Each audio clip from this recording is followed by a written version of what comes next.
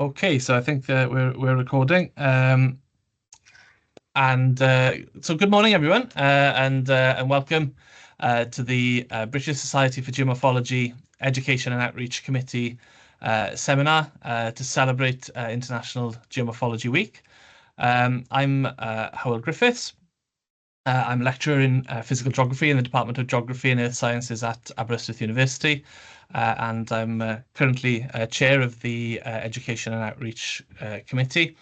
And it's great to see you here virtually this morning. This is the first of two seminars this week to mark International Geomorphology Week. On Friday at 2 p.m, Gwyn Nelson from the Wales Coastal Monitoring Centre will be giving a talk about their work on monitoring coastal change and communicating their findings to various audiences. And this week also we have the League of Landforms competition happening over on our Instagram channels. So if you search for the BSG or BSG Geomorphology on Instagram, you can get involved with the League of Landforms. And please do also head over to the International Association for Geomorphologists website to see their programme of talks this week. But first, today, I'm very pleased to welcome and introduce Dr. Lynda Yorke as our speaker. Lynda's a senior lecturer in physical geography in the School of Natural and Environmental Sciences at Bangor University. Lynda's a quaternary geomorphologist with interests in fluvial and proglacial sequences. She's interested in quaternary environmental change and fluvial histories, including geoarchaeology, relict glacial land environments, and flood risk and hazards.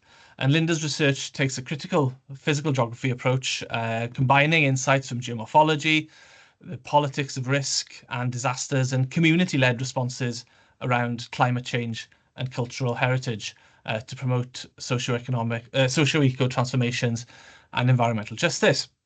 And Lynda's also been one of the key voices in recent years in the geographies of education, advocating inclusion and accessibility in the geosciences, including through the Cultivate project and also as chair of the RGS IBG Geography and Education Research Group.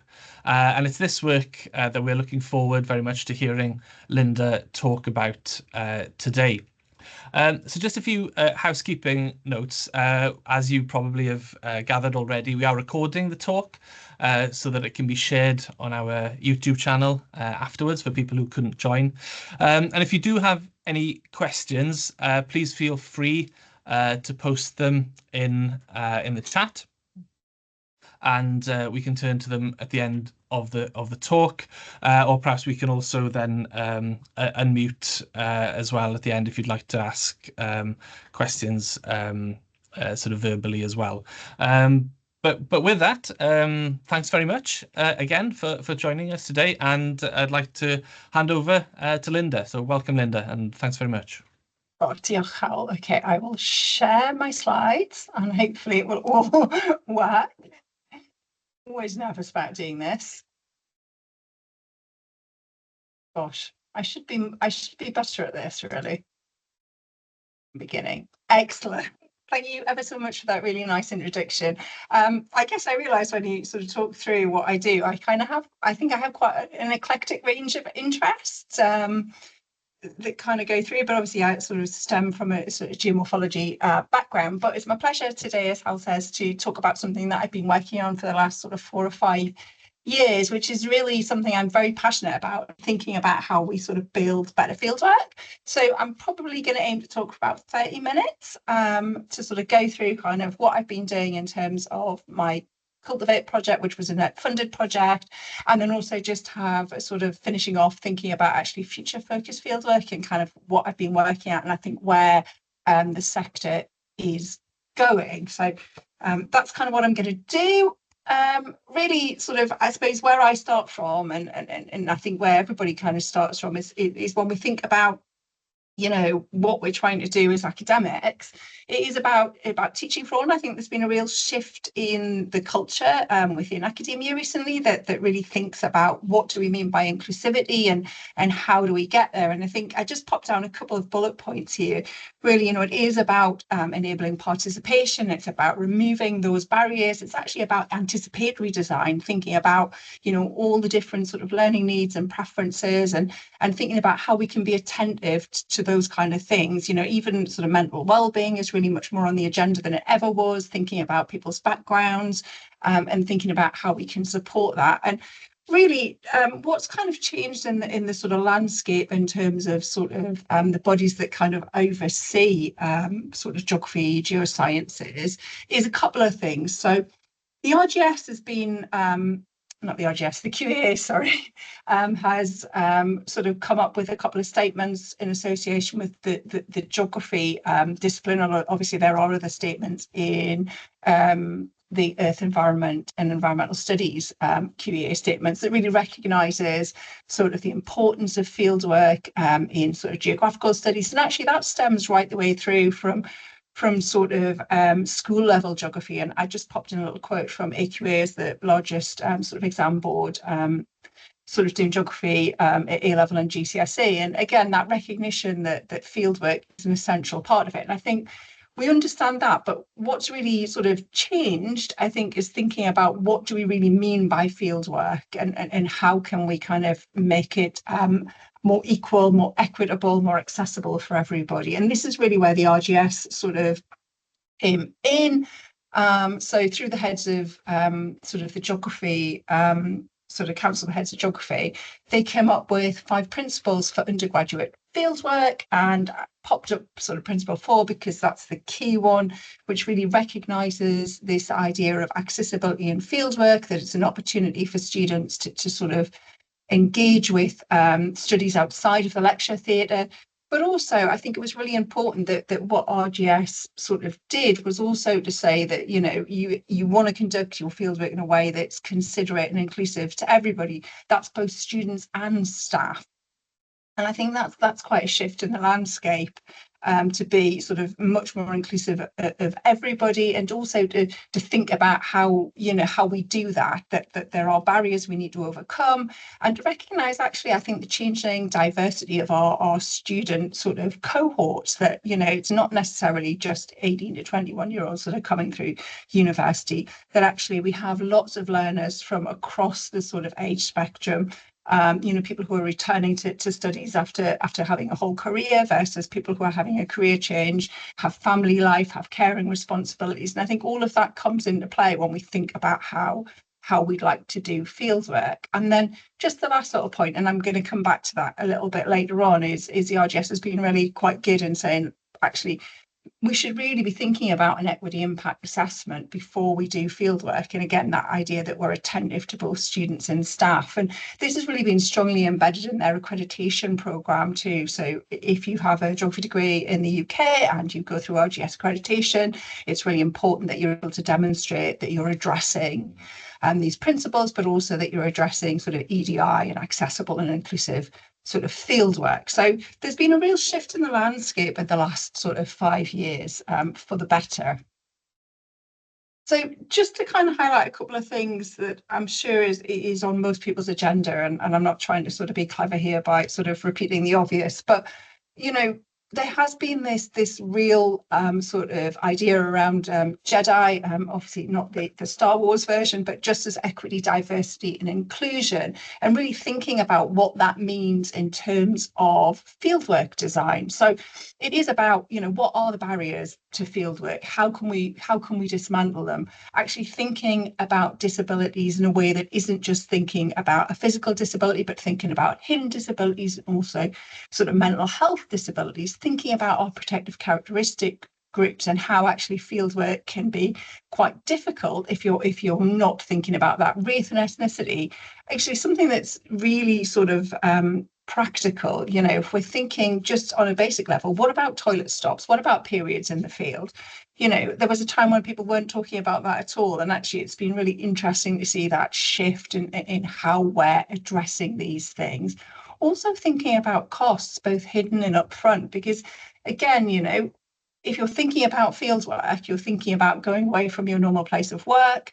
Actually, you do need associated costs, whether that's lunch money, accommodation money, clothing, but also, and finally, I think really importantly, thinking about the very nature of fieldwork and the idea of ableism and whether we're actually designing fieldwork that's for everybody, or if we're designing fieldwork that works on the assumption that this is just how we've always done it. And sort of one of the sort of things that came through when I was it was really at the start of pandemic, and it really struck a chord with me, and it really set me on this journey in terms of trying to improve sort of what I did personally, but also how we can kind of bring everybody in the community along, was a paper by Giles et al., who really looked at barriers to fieldwork. And I popped these sort of two quotes in because I think, to me, that they speak of some of the things that I tend to think about, but maybe other people sort of don't do. But actually, sometimes being in the field, is some people's idea of heaven, and it's amazing. And for other people, actually being wet and cold for a whole week and having a pretty miserable experience is not their idea of great fieldwork. And actually it can become sort of quite toxic type environment, because of course, if you're not enjoying it, if you're not prepared for it, if you've no idea why you're out there, it's not much fun. The same with sort of thinking about actually the physical activity. We can't assume that everybody is physically active, that they want to hike, for miles up a mountain, or that actually some of the trips that we might potentially be thinking about going on are completely inaccessible to a whole range of students and potentially staff as well. So, this idea that we're starting to have this conversation, I think was really important. And it was the sort of first time that I'd sort of stopped to think about it in a wider context beyond my own sort of institution and what I've done. And I think this has led to something that's come out. We talk about reasonable adjustments quite a lot. And again, I just popped in sort of two examples because it's really, quite often, reasonable adjustments were very much thought of within the school context. And I thought this was an interesting quote from sort of the Ofsted review of geography, that, they're very much thinking about how teachers do fieldwork and thinking about, selecting locations carefully, or even adapting itineraries. And I thought that's really good, because obviously I speak to a lot of teachers about this, and, it is difficult to plan fieldwork. When you have to go to particular sites or do particular things. So I thought it was nice that actually, Ofsted's thinking about it, but you can see it's very much geared around students with physical disabilities. It isn't thinking about that wider sort of remit. And then I think most universities are doing a lot more. This is just an example from my own sort of home institution, in terms of, we have a fieldwork management sort of guide procedure. And I just popped out the section 10 because it talks about inclusivity, health and well-being, and obviously mentions the idea that we need to be thinking about reasonable adjustments, and we need to be doing that in a timely manner, and sort of working on what we're doing. And that's kind of, I suppose, my background. Gosh, I just realized how fast I probably talked there.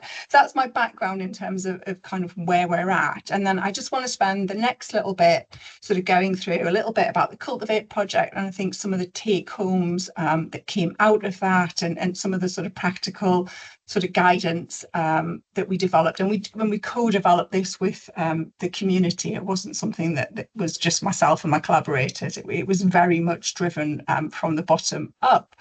So you may or may not have come across this image before. I think it kind of highlights sort of a lot of the things that were being thought of at the time. We held a number of focus groups that were in relation to this. Oh, sorry. So you can see this was drawn from some discussions and some conversations that were telling us about sort of what academics, what people who are working in learning support, and also we engaged with postgraduate researchers. We didn't drill down to undergraduate students at this point, but we were very keen that we try to have a big range of sort of input from the community.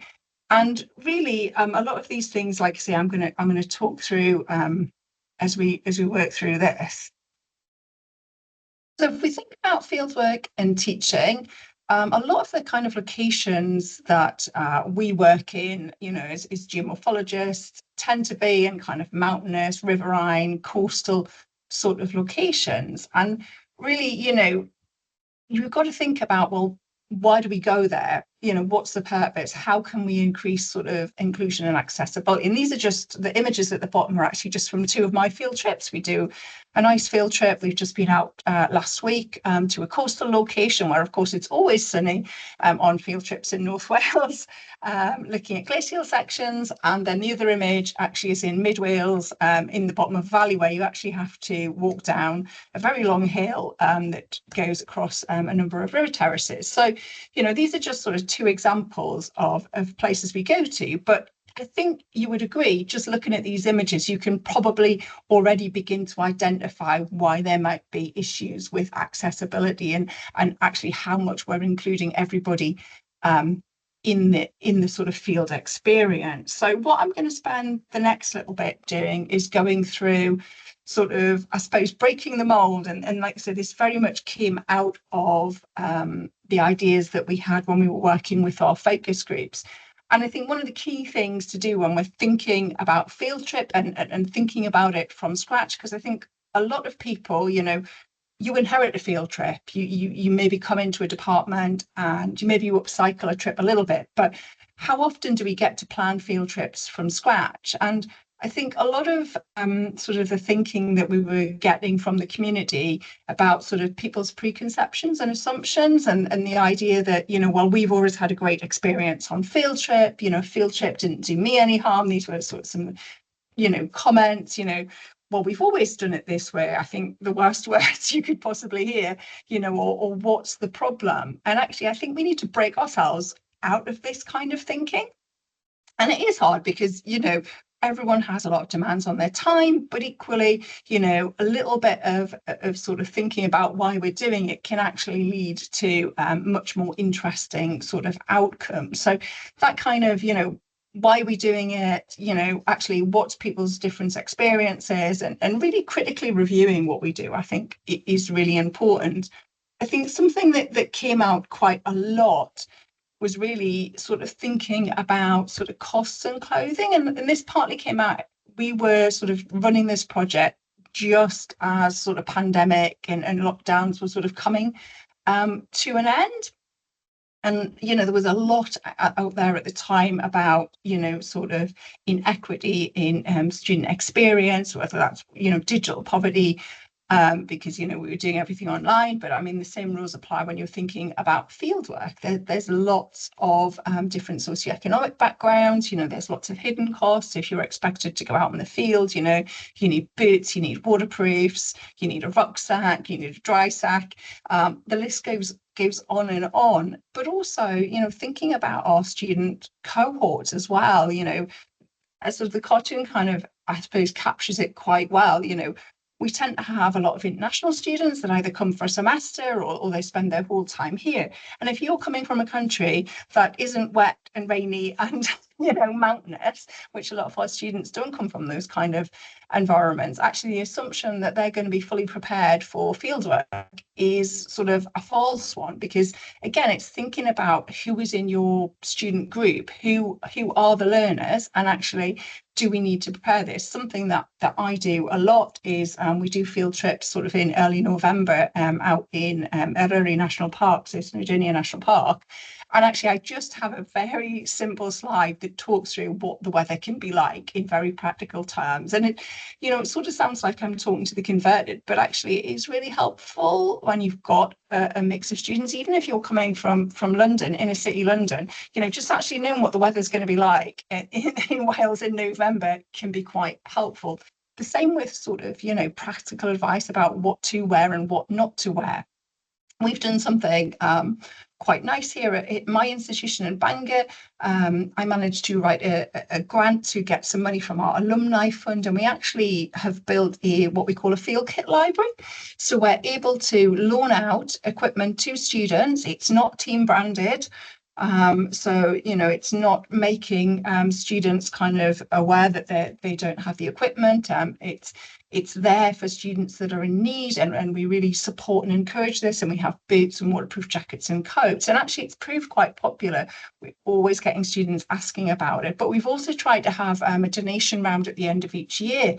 And we find that students are donating bits of equipment, particularly the ones that are about to graduate, and it's really nice to kind of be able to build up this kind of collection of equipment, because like I say, the assumption that maybe everybody did a Duke of Edinburgh during sixth form and are fully kitted out, again, doesn't hold true for the majority of students. Something else that we do quite a lot, and I'm sure, everyone says, we'll produce a plan, and I think most people do produce a plan, but actually it's thinking about some of the real practicalities of that. When do you share that plan? Can you put it in? I know fieldwork is quite often, it's an evolving sort of process, but actually if you can give approximate timings for, where you're going to be at a particular time, or I often reiterate that, we'll have a lunch break, but please feel you can eat throughout the day, because lots of students, I've sort of realised, come through from a school environment where they feel that they can't eat until you specifically say this is lunch break. I used to do for some of our students that I knew had a particular sort of learning need. I used to produce sort of personal timetables. I now just do that for everybody and explain everything at the get-go. So, I'll have everything from, the bus will be leaving at this time. It will take approximately this many minutes to get to site. It's not a huge amount of work, and actually the students really appreciate that. It's been really positively received. I think, again, if you're away on sort of a day-long trip, or particularly if you're away on a residential trip, actually thinking about spaces for prayer times or religious sort of activities, or actually even spaces for quiet times, because I think it can be all-consuming, fieldwork. And like I say, some people's idea of fieldwork is great, and they want to fully immerse themselves in it. But actually, other people, you're taking them away from their support network. Maybe everybody doesn't want to be with each other 24/7, and just thinking about what spaces there could be, or not having sort of necessarily forced socialization. Some people would like to socialize in the evening, some people don't. And it's trying to find a balance between that. The other thing that's come through sort of quite a lot, and again, this was very much from the discussions we had with our community, thinking about our locations. And there was a real sort of movement, again, early sort of post-pandemic, a number of universities that taught geology degrees really reconsidered where they went in terms of their geology trips, because they found that the destinations they were going were hostile to queer staff and students. And of course, that's completely unfair to expect students to either make a choice to deny who they are when they go to these countries, or actually not to be able to go to those countries at all for fear of repercussion. So there's been some really sort of big changes in terms of that.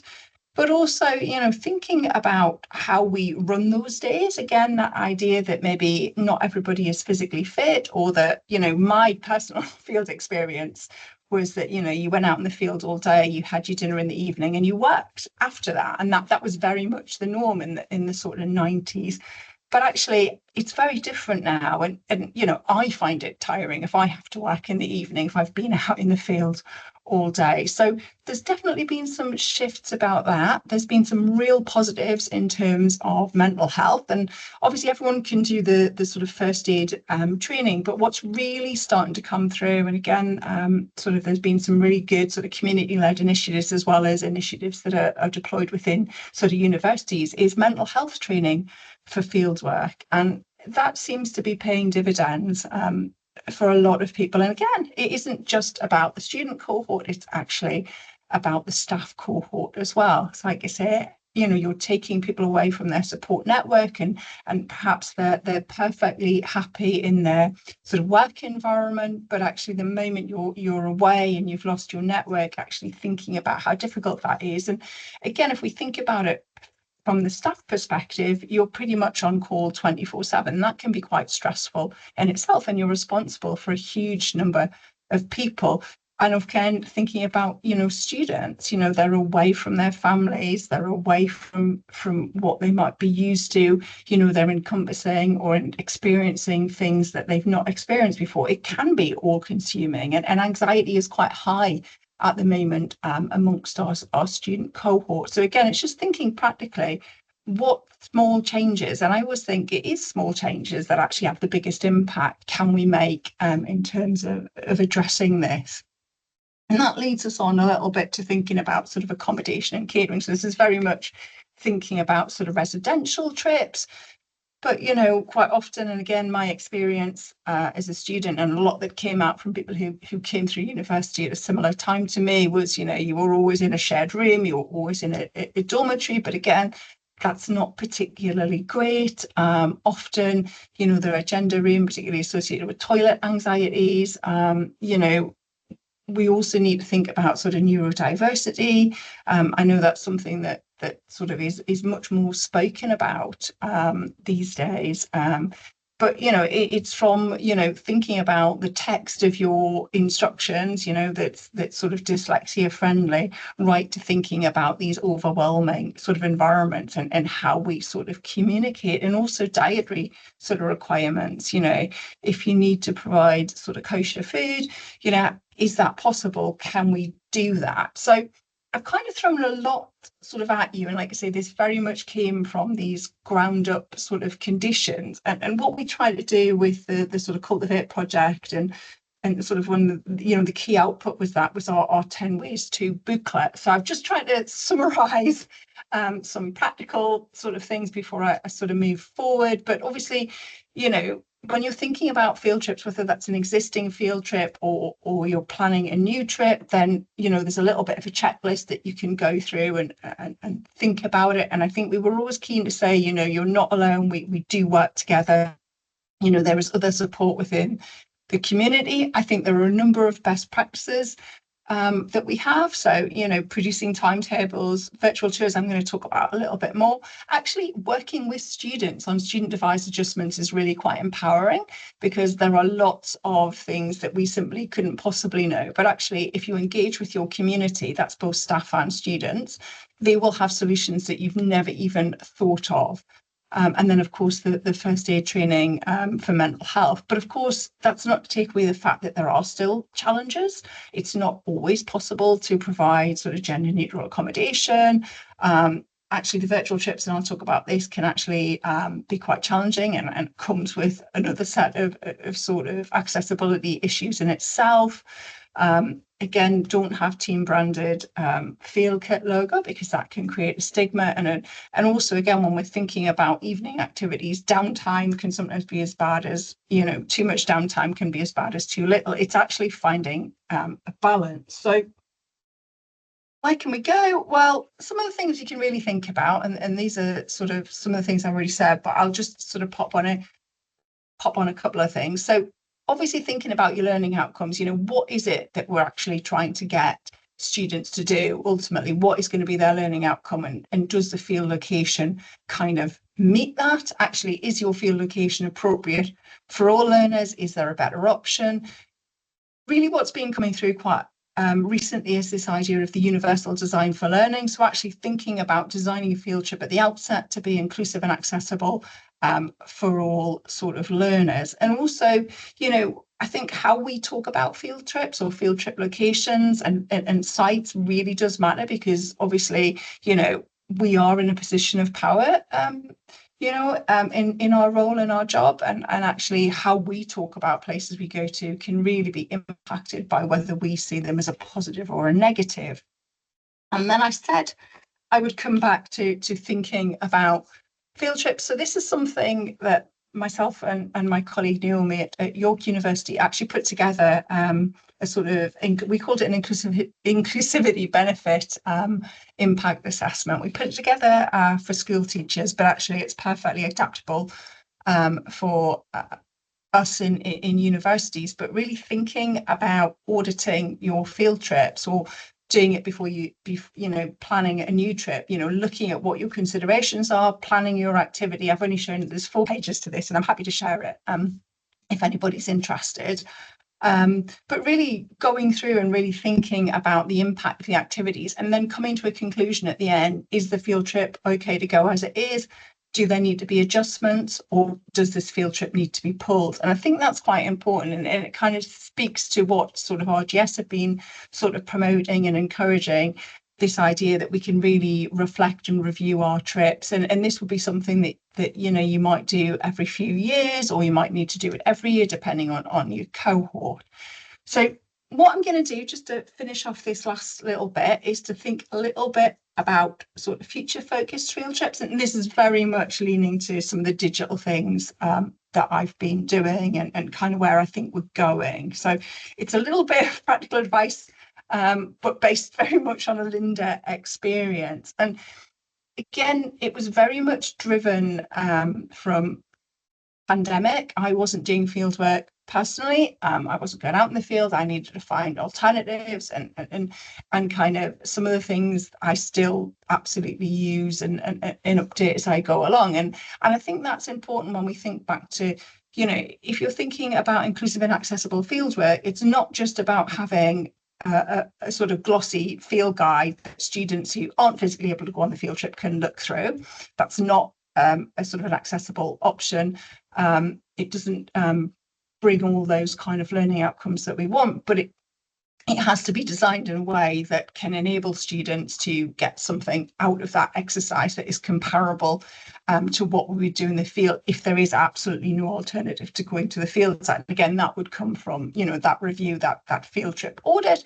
So, starting with really basic things, I still use sort of PowerPoints that kind of have embedded kind of imagery in it. This is just me before I had all my hair cut off, sort of recording in the corner of my screen to kind of talk through things. I use OneNote quite a lot. These are all preparatory sort of exercise. And again, this is partly to think about anxiety about fieldwork, because if you don't know what you're going to face, actually it can be quite daunting. Whereas if you can have an exercise that students can engage with before the trip, it's pre-preparing, but also it might highlight some of the things that students aren't comfortable with. It might bring conversations out that could be really useful to help you then think about, okay, is this fieldwork appropriate, or are there things, I can do? I often find students have really interesting points and I'm like, oh, I didn't think of that before. Something I do quite like, but again, the recognition here is that, apps and tools do use data, and if you're using them in the field, that's not necessarily always going to work. But again, I'm going to talk about something else. So this is the GeoExplore tool in the top part of my screen, which I really like. It's designed for sort of geology, but we can use it for sediment logging. You can create a virtual sort of field notebook. And again, not everybody wants to, handwrite their notes for particular reasons. Sometimes it's really difficult to filter out too much information coming at you. Some people prefer, I see students make notes on their phone all the time and they're super quick typers. But it's a real mix. Some students still make very traditional field notes. It's about, my colleague Liz always uses this word, optionality. Give students optionality. So, kind of thinking about, what are the options in the field.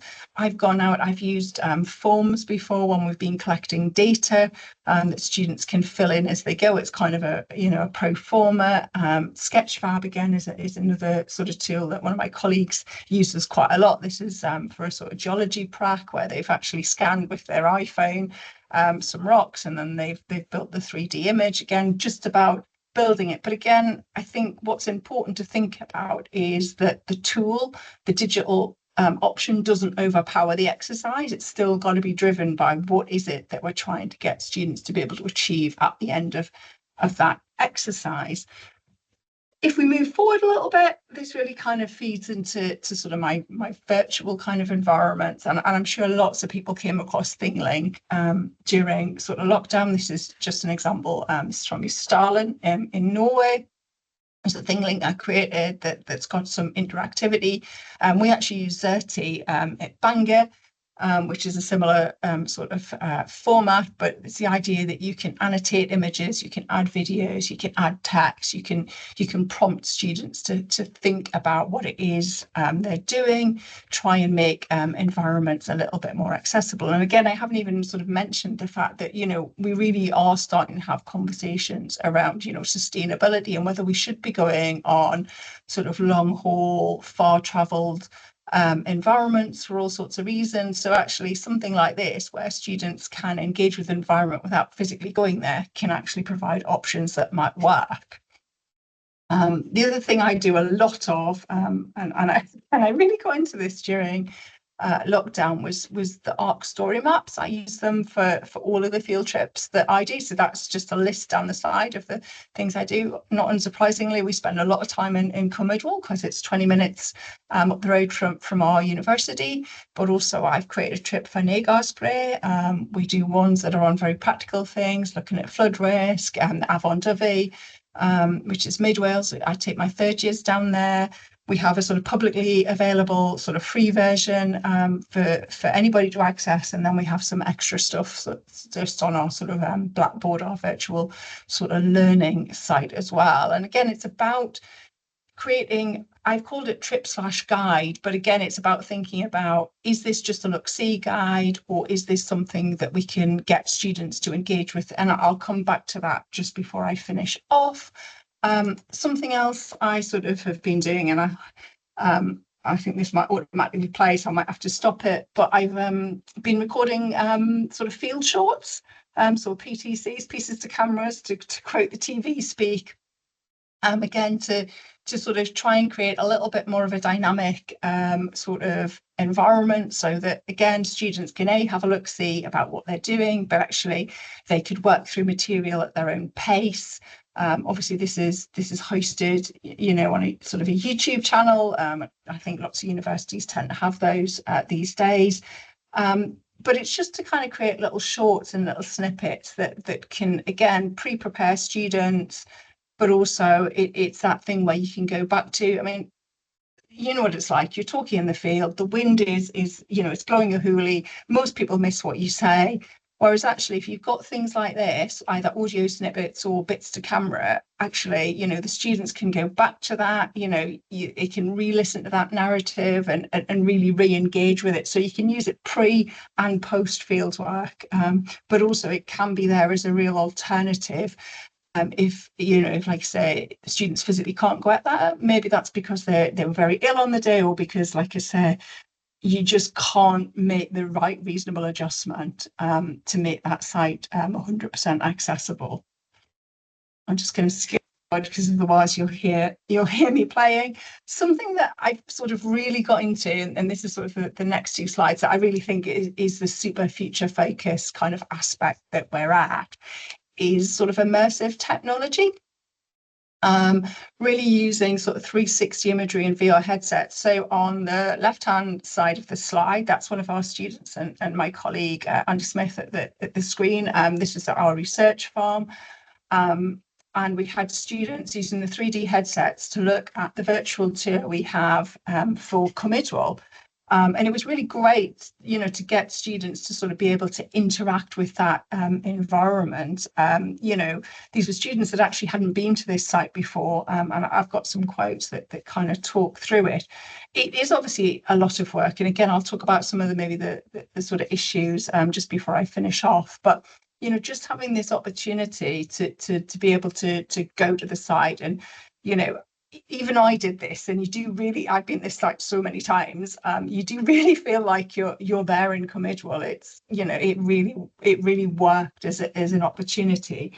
And then the last sort of little thing that we've been trialing, and this was again with my colleague Andy Smith and Peter Kent from JISC, was trialing a 5G network. So again, this is our university research farm. It's setting up a private 5G network. So when I was talking earlier about the idea that, you know, if you're asking students to do things, you're relying on them using their own data, which again can be an issue. The 5G network, everybody can get on board.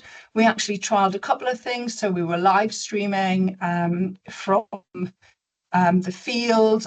We were live streaming from one of our greenhouses. We actually live streamed from a drone flight.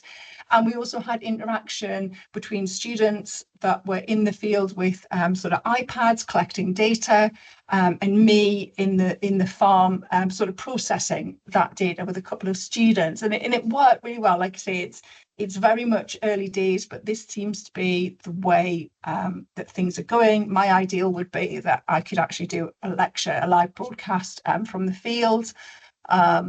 But we're working on that at the moment. So that's kind of, I think, where we're headed and sort of some of the opportunities. So just to kind of bring everything to a sort of conclusion in terms of this, I think, you know, where are we at? Well, I think if we can merge sort of our approaches into a single dynamic resource, I think that's good. I think having, you know, something that's accessible to students in one place is really important. I don't think we can get away from the fact that it is time consuming to create, and you know, sometimes there is limited in-house support to do this, or even, you know, per digital skills among staff. You know, we don't all have digital capabilities. There's obviously a cost, you know, to this. And also, I think there is an assumption, you know, that students are completely au fait with this kind of digital technology. And actually, that's not the case. So, you know, you still need to provide scaffolding in the way that you would do for any kind of sort of lecturing field trip sort of development. Some of the things that I did, and I tend to work on what you would call a lean model, but actually the filming that I did in the field, we have internship schemes, and I wrote an internship to employ a media student who was phenomenal, who worked as both director and producer, to do that work. We've also obviously been lucky to have sort of this sort of external partnership, this trial with JISC, but also thinking about, you know, the idea that e-learning is, you know, it is learning on demand. You know, you obviously need to still embed challenge within that, and it still needs to be sort of participatory. It can't just be the equivalent of, you can't go out in the field, here's an essay you can do. It really has to be something that can generate that kind of experience of field work. And like I say, not all geographers, not all geoscientists spend their life in the field. Lots of my colleagues spend time sat at a desktop. So it is that kind of idea, can we build in those kind of skills? Just sort of thinking about engaging the learner. This again is just an example from my Negosbury field trip, but you know, try and embed sort of challenge within your exercise. So here I've got a series of tasks that students can go through, and I was really pleasantly surprised. We were out in the field, like say a week ago on Anglesey, and I have another version of this for my Anglesey trip, and a couple of the students had actually gone through and worked through some of the tasks before they came out, and it was really nice to see, because you know, not everybody will do it, not everybody has the time or the capacity, but it was really nice to see that students were able to get something out of that, and that I did provide sort of, you know, scaffolding that kind of helped them. Just in terms of feedback that we've got, so this was based on the two quotes are based on the work that we did out at the research farm. But, you know, really nice to see students, you know, talking about the Comedwell demo, really good sense of the route and the structure of the site. And then I really like this because we were using obviously the tablets, you know, this idea that they didn't have to double handle the data, so they didn't have to make physical notes and then have it input. They literally were inputting straight into Excel. And you know, able to sort of do it in real time. So it has been quite positive. It obviously, like I say, this is quite early days. Some of the things that obviously we do have to recognise is it also, you know, this does come with its own set of issues. It can be overwhelming and daunting. It doesn't necessarily work for everybody. It will address some, but not all EDI issues. You know, it is nice that maybe you can go on a new pedagogic journey, that you can think about a site that you've always gone to in a completely different way. It does provide that opportunity for independent and sort of self-guided learning, that idea that you can learn on demand. But of course, that ultimate sort of bottom line, one model does not fit all. And certainly I don't have all the answers to this. I don't think anybody does. But what sort of, just to finish off, what could be sort of some better approaches?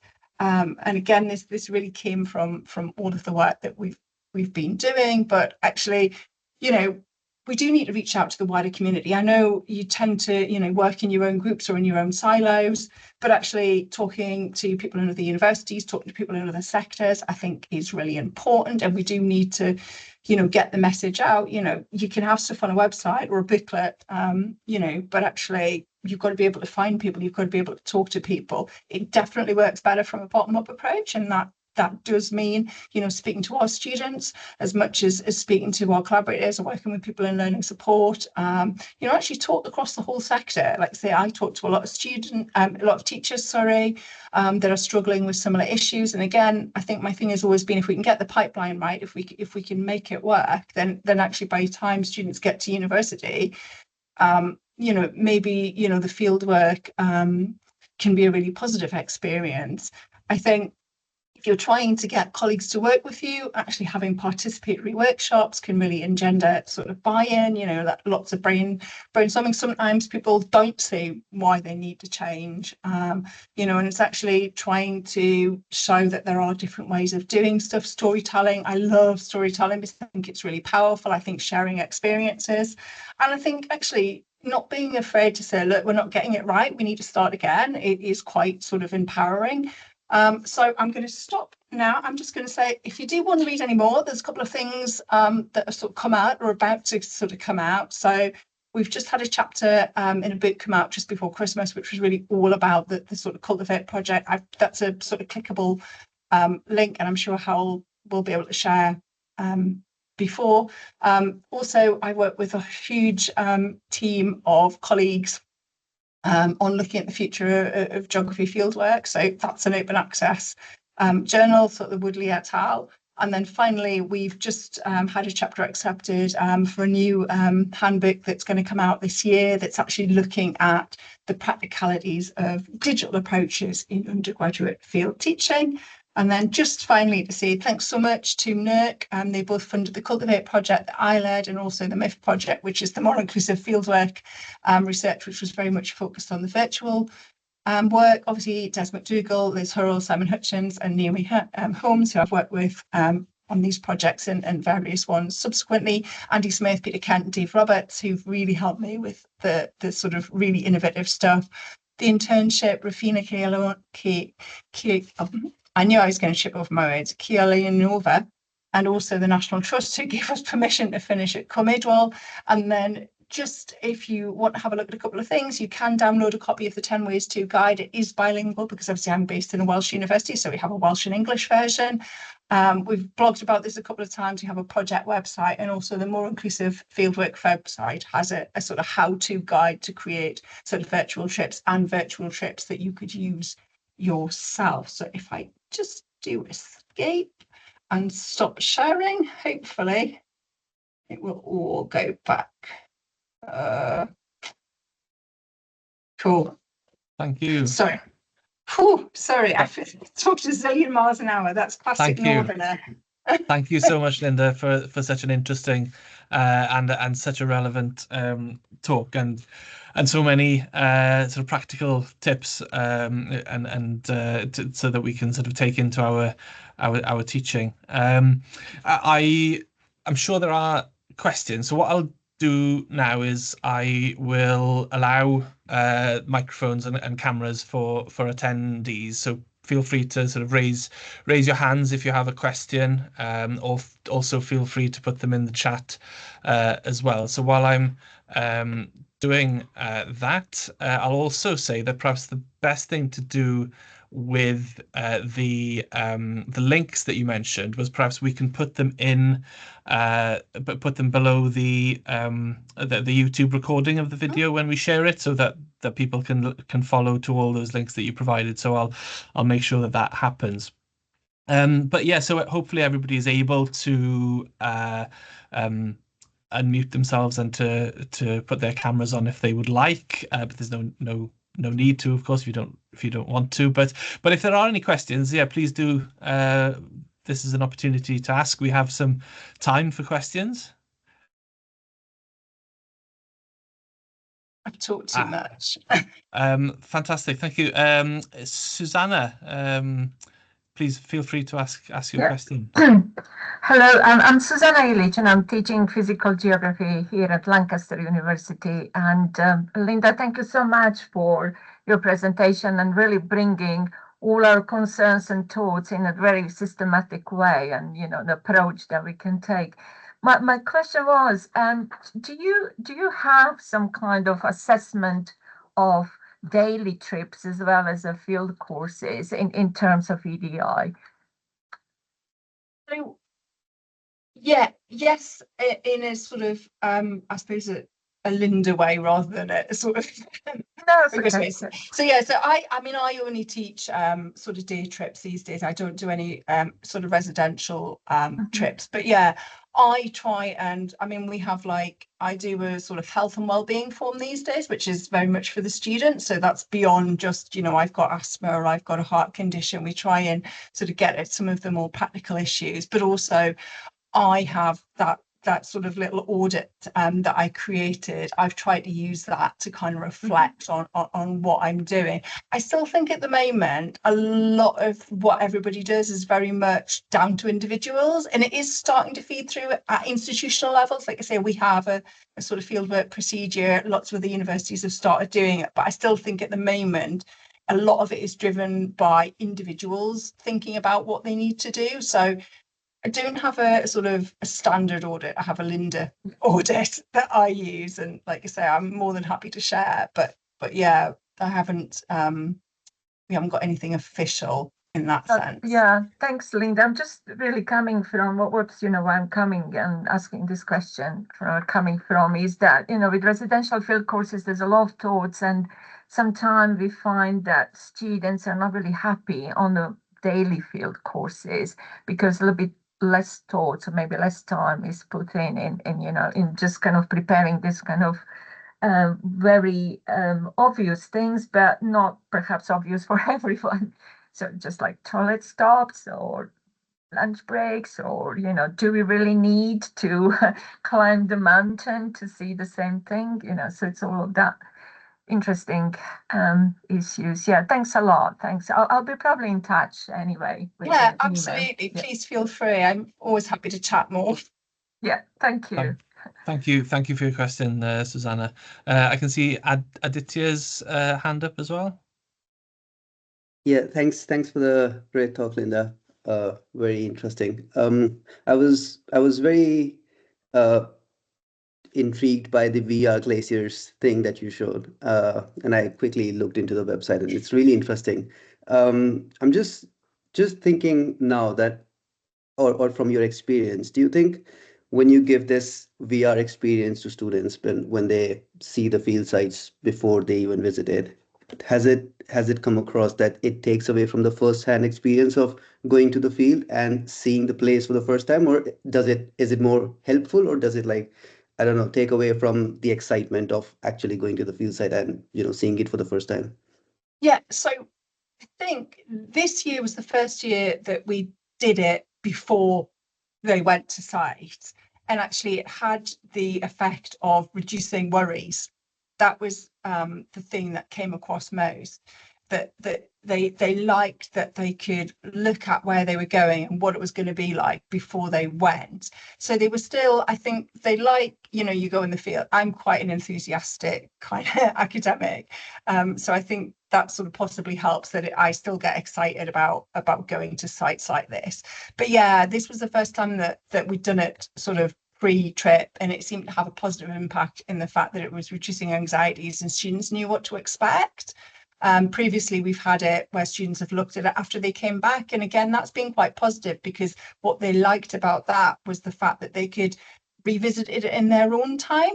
I also have a recording that's kind of like little audio points. That's, again, it's on our virtual learning environment rather than sort of out for public consumption. But that's been quite positive too, that, you know, students feel that they could, you know, in the same way that we record lectures, you don't tend to have that in the field, but actually that opportunity to re-look round and then re-listen has been quite positive. So yeah, I haven't noticed personally that it's taken away.